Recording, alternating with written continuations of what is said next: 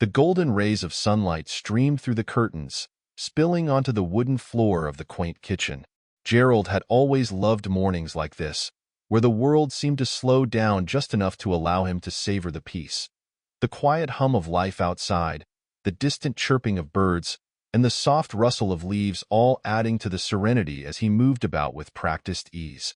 The kitchen was his sanctuary, a space where everything felt within his control. The smell of sizzling bacon filled the room, mingling with the faint aroma of the coffee brewing on the counter. It was a smell that carried decades of memories, mornings spent cooking for Ruth, his wife of 45 years. Today wasn't just another day, though. It was their anniversary, a milestone that felt heavier this year for reasons he couldn't quite put into words. Gerald had planned everything to the smallest detail: dinner reservations at the new Italian restaurant Ruth had mentioned, a bouquet of her favorite lilies hidden in the car, and even the little handwritten note tucked into the kitchen drawer. He smiled faintly to himself, flipping the bacon with care. These small acts of love were his way of showing Ruth how much she meant to him. But as he worked, a strange unease crept into his thoughts. He couldn't shake the feeling that something was different about Ruth lately. She had been quieter, more distant, and there was a tension in her that hadn't been there before. Gerald pushed the thought aside, convincing himself it was just his imagination. After all, they had been through so much together. Their love had weathered storms, endured losses, and celebrated triumphs. Surely, this was just another passing phase. As the bacon crisped to perfection, he plated the food and glanced at the clock. It was a little past 8, and Ruth should have been in the kitchen by now. He frowned, wiping his hands on the apron tied around his waist. The familiar rhythm of their mornings together was comforting, and her absence, even for a few extra minutes, felt unsettling. With a deep breath, he turned toward the doorway, willing himself to stay optimistic. Today was a day for celebration, not doubt. The sound of Ruth's footsteps finally reached the kitchen, soft and measured, as though she was hesitant to disturb the stillness of the morning. Gerald turned, his face breaking into a warm smile. She looked as radiant as ever, though there was something in her eyes he couldn't quite place. Her smile was there, but it seemed hollow, a shadow of the genuine warmth he was used to. She approached him and pressed a kiss to his cheek, murmuring a soft, "Good morning," before settling into her chair at the table. "Happy anniversary, my love," Gerald said, his voice gentle. He slid her plate across the table, hoping to see her face light up the way it always did when he cooked her favorite breakfast. But instead, she simply nodded, picking up her fork without a word. The clinking of her utensils against the plate felt louder than usual in the quiet room. Gerald studied her, trying to ignore the unease growing in his chest. Ruth's fingers tapped absent-mindedly against the edge of her coffee mug as she stared out the window. Gerald couldn't help but notice the lines of worry etched into her face, the way her shoulders seemed to carry an invisible weight. He wanted to ask her what was wrong, but the words caught in his throat. Instead, he tried to steer the conversation to lighter topics, mentioning their dinner plans for the evening. "I thought we could try that new Italian place you mentioned," he said, his voice laced with hope. "I made reservations for 8. Ruth froze for a moment, her fork halfway to her mouth. She set it down carefully and looked at him, her expression tinged with regret. "Gerald, I'm so sorry," she began, her voice soft but firm. "I forgot to tell you, I have a work meeting tonight. It's really important, and I can't miss it." Her words hit him like a punch to the gut. He forced a smile, though it didn't quite reach his eyes. "That's all right," he replied, his tone calm and understanding. "We can always celebrate this weekend." Ruth nodded, relief washing over her face.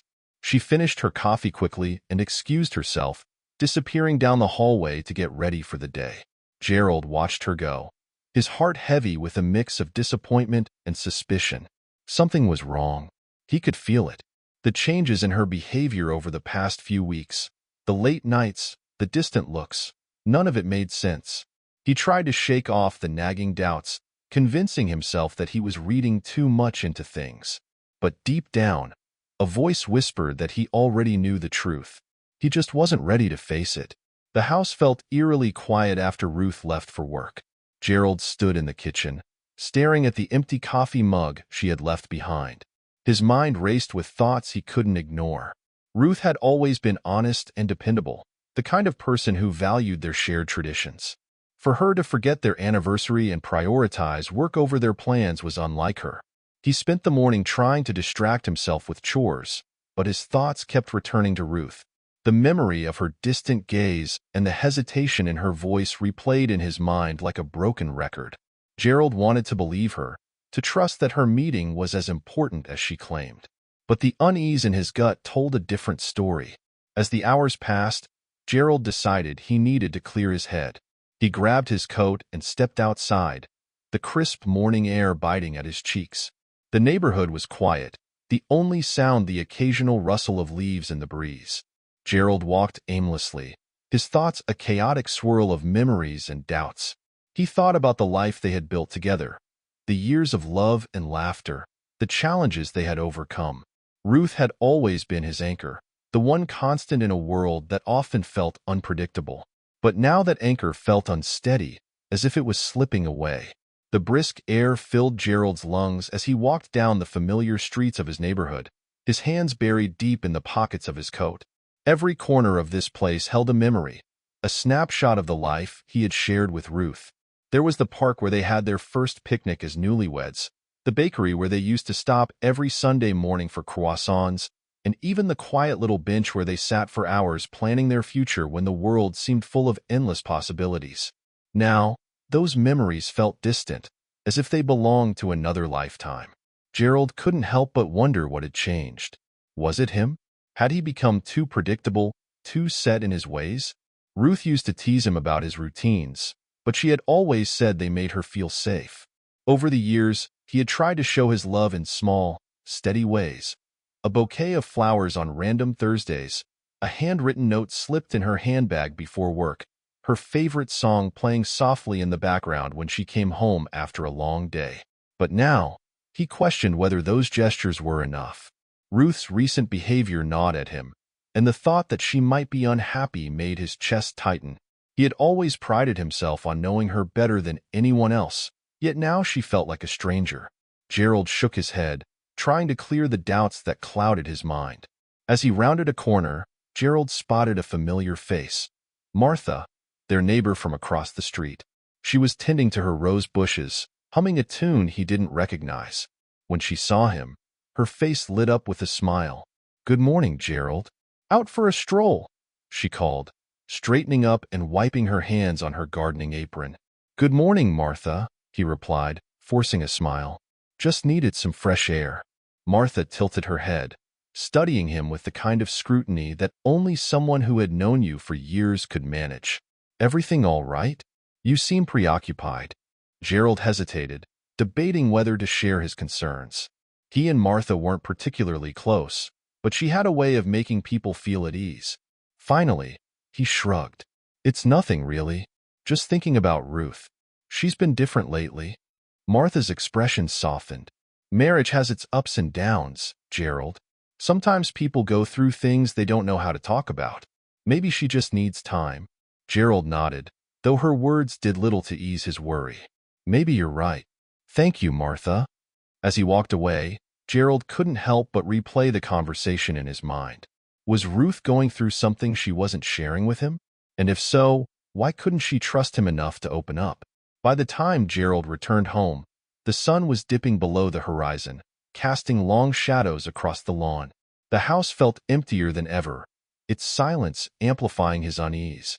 He busied himself with small tasks, folding laundry, straightening the living room, organizing the mail, but none of it could distract him from the growing weight in his chest. He thought about calling Ruth, but the fear of sounding accusatory held him back. Instead, he picked up a book from the shelf and settled into his favorite armchair. The words on the page blurred as his mind wandered, imagining what Ruth might be doing at that very moment. Was she really in a meeting? Or was she somewhere else, with someone else? The thought made his stomach churn. He closed the book and set it aside, running a hand through his hair. "You're overthinking," he muttered to himself, though the words felt hollow. Across town, Ruth sat in a dimly lit cafe. the faint hum of conversation and the clinking of cups providing a comforting backdrop. She sipped her cappuccino, her hands trembling slightly as she scrolled through her phone. Darren's message was still on the screen. "Can't wait to see you tonight. I've missed you." Her heart raced as she typed out a reply, her fingers hesitating over the keys. This wasn't the life she had envisioned for herself, yet here she was, tangled in a web of secrets and lies. She told herself it was temporary, that she just needed an escape from the monotony of her marriage. Darren was exciting, unpredictable, and everything Gerald wasn't. But even as she rationalized her actions, a pang of guilt settled in her chest. Ruth glanced at her watch. She had told Gerald she would be home late, but she hadn't given him a specific time. That was part of the lie, keeping things vague enough to avoid suspicion. She hated deceiving him, yet the thought of ending things with Darren filled her with dread. Back at home, Gerald paced the living room, his unease growing with each passing hour. He had always trusted Ruth implicitly, but tonight felt different. There was a nagging voice in the back of his mind urging him to confront her, to demand answers. But what if he was wrong? What if his doubts were unfounded, and he ended up pushing her further away? He sat down at the kitchen table, his hands clasped tightly together. The faint hum of the refrigerator was the only sound in the room. Gerald closed his eyes, trying to calm his racing thoughts, but no matter how hard he tried, he couldn't shake the feeling that something was terribly wrong. The kitchen clock ticked louder than Gerald remembered. It was nearing 10 p.m., and Ruth still hadn't called. A knot formed in his stomach as he picked up his phone, scrolling through his messages. Nothing. He tapped the screen, his thumb hovering over her contact. Calling her now might come off as suspicious, but his patience was wearing thin. Finally, he pressed the button, listening to the line ring once, twice, 3 times, before it went to voicemail. He stared at the screen, the growing pit in his chest threatening to swallow him whole. Something was wrong. He could feel it. Ruth, meanwhile, was finishing a glass of wine with Darren at a secluded bar downtown. Her phone vibrated, but she ignored it, focusing instead on the way Darren leaned closer, his smile warm and inviting. "You're amazing," he said, his voice low and smooth. Ruth smiled back, though the compliment didn't land the way it used to. She felt hollow, like she was acting in a play where none of the lines mattered. She glanced at her phone and saw Gerald's missed call. Her heart sank, guilt clawing at her insides. "I should head home," she muttered, breaking eye contact with Darren. "Already?" Darren leaned back, a flicker of disappointment crossing his face. "Come on, one more drink." Ruth hesitated. Her phone buzzed again, this time a text. Gerald's words made her blood run cold. "Where are you?" Gerald stared at his phone, the message sent, his pulse racing. He couldn't sit in the silence anymore. He grabbed his keys and jacket, his heart pounding in his chest. Ruth's behavior didn't add up, and tonight, he needed answers. As he drove through the quiet streets, he tried to piece together the puzzle. The late nights, the distant looks, the sudden meetings. It all painted a picture he didn't want to see, but denial could only carry him so far. His hands gripped the steering wheel tightly as he approached the downtown area, his mind running wild with possibilities. Ruth stared at the text, her pulse quickening. She couldn't ignore Gerald any longer. "I really have to go," she said firmly, standing up and grabbing her coat. Darren sighed but didn't argue. He leaned in for a quick kiss, but Ruth turned her head, offering him her cheek instead. "Call me," Darren said, his voice tinged with disappointment. Ruth nodded and hurried out of the bar, her thoughts spinning. She had to get home before Gerald's suspicions turned into something she couldn't explain away. The guilt weighed heavily on her as she hailed a cab, her mind replaying the moments that had led her here. Gerald parked his car a block away from the bar. He wasn't sure what he was looking for, but his gut had led him here. As he walked toward the dimly lit entrance, he spotted Ruth stepping into a cab. His breath caught in his throat as he watched her laugh at something the driver said. She looked carefree, the tension from their morning completely gone. But it wasn't the sight of her leaving the bar that shattered him. It was the man standing at the door, watching her leave. Gerald recognized him from Ruth's office holiday party last year. His name was David or Darren. He couldn't remember. But the way he looked after Ruth, with familiarity and longing, told Gerald everything he needed to know. By the time Gerald got home, Ruth's car was already in the driveway. He sat in his own vehicle for a moment, his hands trembling. His thoughts were a blur, a mix of anger, betrayal, and heartbreak. He had seen enough to confirm what he already knew. But now, he needed to hear it from her. Ruth was in the kitchen when he walked in, her back turned to him as she poured a glass of water. She spun around when she heard the door, her face lighting up with a nervous smile. "You're home late," she said, her voice overly casual. "So are you," Gerald replied, his tone cold. Ruth froze, the glass slipping slightly in her hand. "I told you I had a meeting." Gerald took a step closer, his eyes boring into hers. "And was Darren there too?" The color drained from Ruth's face, and she set the glass down with a trembling hand. "Gerald, I don't—" He interrupted, his voice sharp. "Don't insult me by lying." Ruth's shoulders sagged, and for a moment, she looked as though she might crumble to the floor. "I didn't mean for it to happen," she said quietly, tears brimming in her eyes. It got out of control." "Out of control?" Gerald's voice rose, his fists clenching at his sides. "You've been sneaking around behind my back, lying to my face, and you expect me to believe it just happened?" "I was lonely." Ruth shot back, her voice breaking. "You stopped seeing me, Gerald. You were so wrapped up in your routines that I felt invisible." Gerald took a step back, her words cutting deeper than he expected. "So that's your excuse? I didn't notice you enough, so you ran off with someone else?" The argument escalated quickly, their voices echoing through the empty house. Gerald's anger boiled over, and Ruth's guilt turned to defensiveness.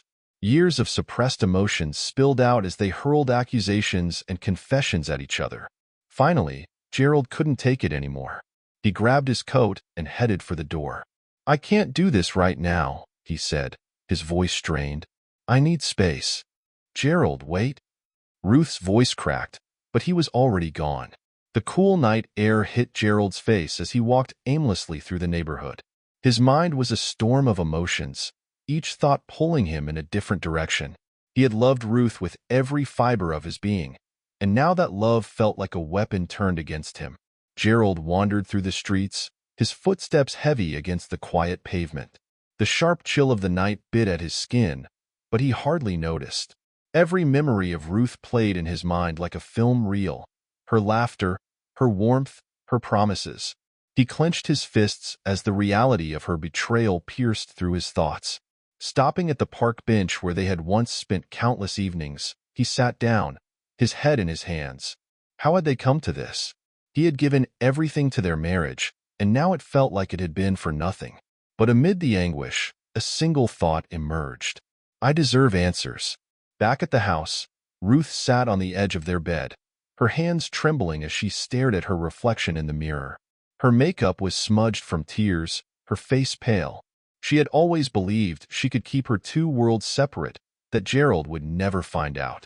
But now, everything had come crashing down. She reached for her phone, scrolling through old photos of them together. Gerald smiling by the beach on their anniversary, Gerald laughing with their grandchildren during the holidays. The guilt clawed at her, threatening to consume her whole. She had hurt the one person who had always been there for her, and now she didn't know how to fix it. Gerald's phone buzzed in his pocket, pulling him from his thoughts. He hesitated, staring at Ruth's name on the screen. Finally, he answered, his voice cold and detached. "What do you want, Ruth?" Ruth's voice cracked, heavy with emotion. "Please come home. We need to talk." He sighed, his heart torn between anger and the lingering love he still felt for her. "I'll come back," he said after a pause, "but only because I want the truth." When Gerald walked through the door, the house felt suffocatingly still. Ruth stood in the living room, her hands clasped tightly together. She looked at him, her eyes swollen from crying. "Sit down," he said firmly, motioning toward the couch. Ruth obeyed, her movements slow and hesitant. "Start from the beginning," Gerald demanded, his voice low and controlled. "And don't leave anything out." Ruth took a shaky breath, her fingers gripping the hem of her sweater. "It started months ago," she began, her voice barely above a whisper. I didn't mean for it to happen, but Darren made me feel seen again. Seen? Gerald's eyes narrowed. I was right here, Ruth. I've always been here. She shook her head, tears streaming down her face. It wasn't about you. It was me. I felt stuck, like I was fading into the background of my own life. Gerald stared at her, his jaw clenched. And you thought sneaking around behind my back was the solution? I wasn't thinking clearly, she admitted. I was selfish. I know that now. As Ruth laid bare the details of her affair, Gerald felt like a spectator to his own life unraveling. Each word was a dagger, cutting deeper than the last. He listened in silence, his expression unreadable, until she finally stopped speaking. Do you love him? Gerald asked, his voice barely audible. Ruth froze, her breath hitching. I don't know, she whispered. I thought I did, but now I realize it was never real. It was a distraction. The words offered no solace. Gerald stood abruptly, pacing the room as his emotions boiled over. 45 years, Ruth, he said, his voice trembling. I gave you everything I had, and this is how you repay me? I'm sorry, Ruth sobbed, her face buried in her hands. I wish I could take it back. I wish. But you can't, he interrupted, his voice rising. You can't undo this. The room fell into a heavy silence, the weight of their shared pain hanging in the air. Gerald finally stopped pacing, turning to face Ruth. I need space, he said, his voice steadier now. I can't do this right now. Please, Ruth pleaded, standing up. Don't leave.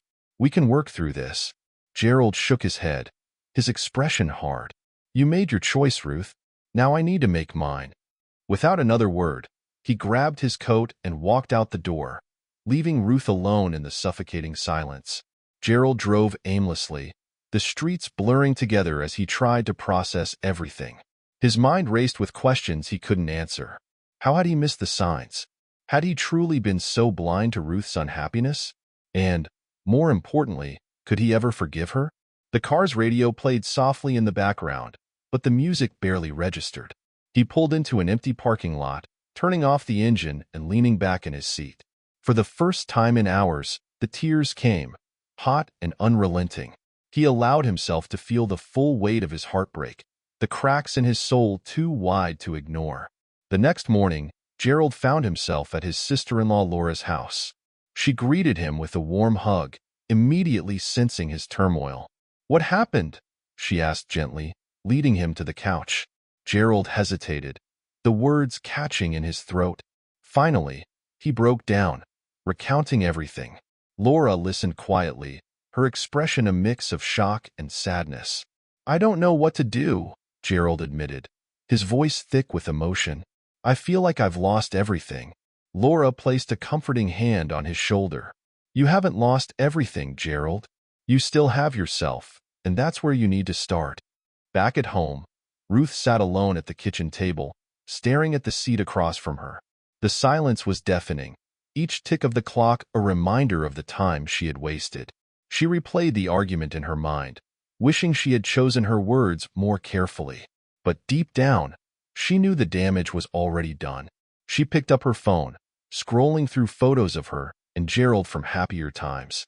Tears blurred her vision as she whispered, I'm so sorry. In the days that followed, Gerald and Ruth navigated their separate lives, the distance between them both physical and emotional. Gerald stayed with Laura, finding solace in her steady presence. Ruth remained at home, consumed by regret and longing. They spoke briefly, their conversation strained and guarded. Each word felt like a bridge they were too afraid to cross, the wounds of their past too fresh to confront. Weeks passed before Gerald returned to the house, his decision still uncertain. Ruth greeted him at the door, her expression a mix of hope and fear. They sat down together, the silence between them heavy with unspoken words. I don't know if I can ever forgive you, Gerald said finally, his voice raw, but I'm willing to try. Ruth nodded, tears streaming down her face. I'll do whatever it takes. The process of rebuilding their marriage was slow and painful. Trust had to be earned, and wounds had to be healed. But through it all, Gerald and Ruth found small moments of connection, reminders of the love that had once bound them together. On a quiet morning months later, Gerald and Ruth sat together in the kitchen, the sunlight streaming through the curtains. The scars of their past remained, but so did the hope for a better future. As they sipped their coffee in silence, Gerald reached across the table, taking Ruth's hand in his. "We'll get through this," he said softly. Ruth nodded, her grip tightening around his. Together.